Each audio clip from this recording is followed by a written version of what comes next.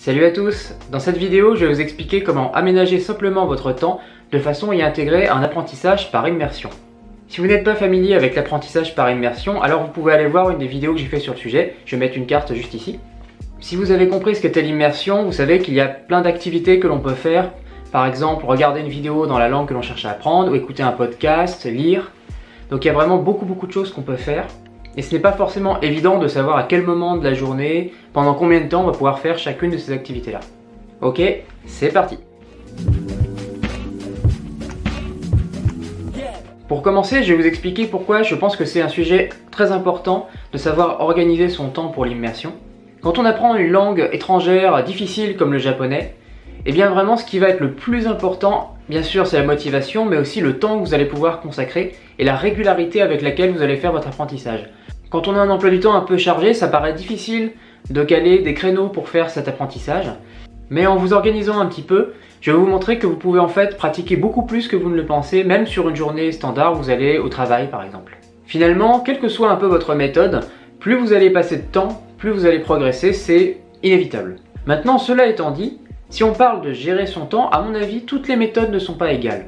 Si vous utilisez une méthode de type classique, c'est-à-dire le fait d'utiliser un manuel de langue, de faire par exemple des cours collectifs, vous allez juste vous restreindre à un seul type d'activité qui est d'étudier la langue à un endroit précis, sur une période qui en général est assez délimitée dans le temps. Donc par exemple, si c'est un cours de langue, vous avez un créneau de telle heure à telle heure pendant une durée très limitée.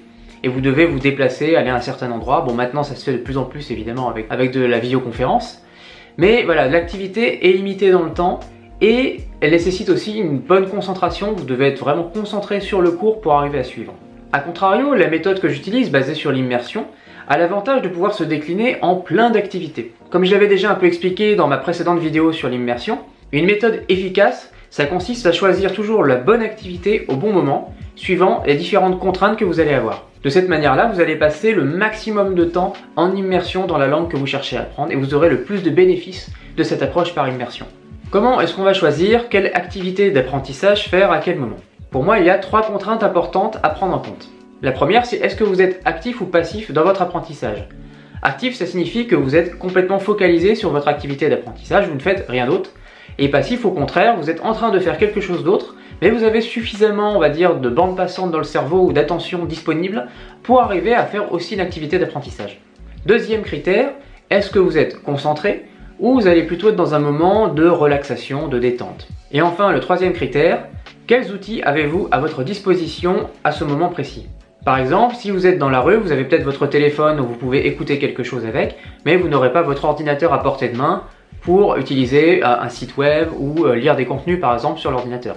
On va maintenant passer en revue les différents moments que vous avez dans votre journée type. Donc par exemple, une journée en semaine, vous avez d'autres contraintes comme le fait d'aller au travail. Et essayez de voir quel genre d'activité vous allez pouvoir faire à quel moment. On va commencer par séparer ce qui est actif et passif comme immersion. En analysant un peu votre journée, essayez de voir quel moment vous avez vraiment toutes vos cartes en main pour faire un apprentissage.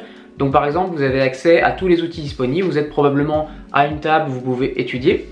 Et c'est un moment aussi de la journée où vous serez suffisamment concentré. Donc ça va dépendre des gens, pour certaines personnes c'est le matin au réveil, pour d'autres au contraire ça va être par exemple le soir avant de s'endormir. Là c'est vous qui savez. Et ce moment-là, on va vraiment en faire le cœur de votre routine d'apprentissage. C'est un moment où, même si tout se passe mal dans votre journée, vous n'avez pas le temps de faire d'autres activités d'immersion, vous allez coûte que coûte essayer de garder ce moment-là pour quand même tous les jours avoir une activité où vous apprenez la langue. Ce moment-là, on va donc le réserver pour les activités les plus intenses. Quel genre d'activité on va faire?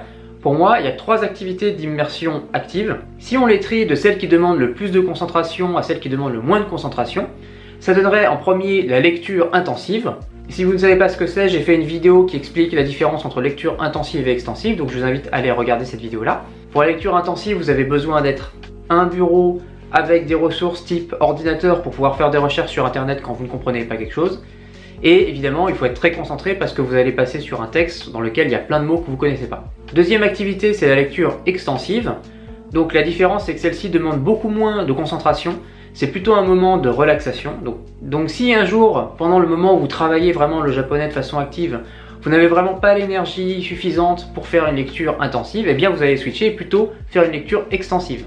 Une option qui est possible avec la lecture extensive, c'est de jouer en même temps l'audio. Donc si vous avez accès par exemple au livre audio correspondant au texte, vous pouvez jouer en même temps pour avoir à la fois une lecture et en simultané l'écoute. La troisième activité, c'est simplement regarder une série, un drama, bref, un contenu vidéo dans la langue que vous cherchez à apprendre.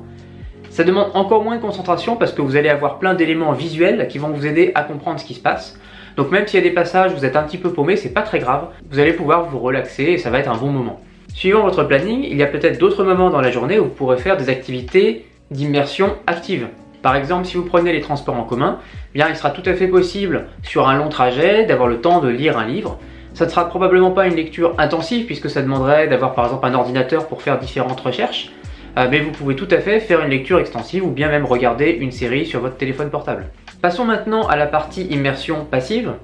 Vous allez passer en revue les moments de votre journée dans lesquels vous n'êtes pas à 100% concentré sur ce que vous faites. Ça peut être par exemple faire la cuisine, faire le ménage ou même prendre un repas. Tous ces moments-là, ce sont des opportunités pour faire une immersion passive, c'est-à-dire avec un contenu audio. Ce que je vous recommande, c'est pour pouvoir faire ce genre d'immersion-là, quel que soit l'endroit où vous vous trouvez, par exemple, y compris dans les transports en commun, dans votre voiture si vous conduisez, eh bien le mieux à faire, c'est de mettre les contenus audio sur votre smartphone et d'avoir toujours un contenu à portée de main. Donc, par exemple, même si vous réécoutez le même contenu, vous n'avez pas mis de nouveau contenu sur votre téléphone, eh bien ça sera toujours mieux que de n'avoir rien à écouter à ce moment-là. Voilà pour les activités d'immersion. Maintenant, vous allez me dire, il y a d'autres choses qu'on peut faire. On peut par exemple réviser avec des cartes Anki. On peut écrire, s'entraîner à écrire un texte dans la langue que l'on cherche à apprendre. Ou bien, par exemple, faire du shadowing.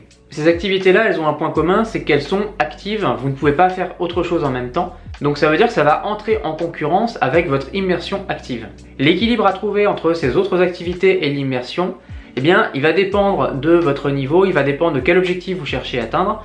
Donc malheureusement, je ne pense pas qu'il y ait de règles universelles très simples pour vous dire, voilà, il faudrait que vous fassiez, je sais pas, 10% d'autres activités et 90% d'immersion active. Mais comme c'est un sujet qui est très important, je reviendrai dessus dans une prochaine vidéo avec le lien entre l'apprentissage avec des logiciels comme Anki et le fait de s'immerger dans des contenus. Quand la vidéo sera sortie, je mettrai une petite carte ici.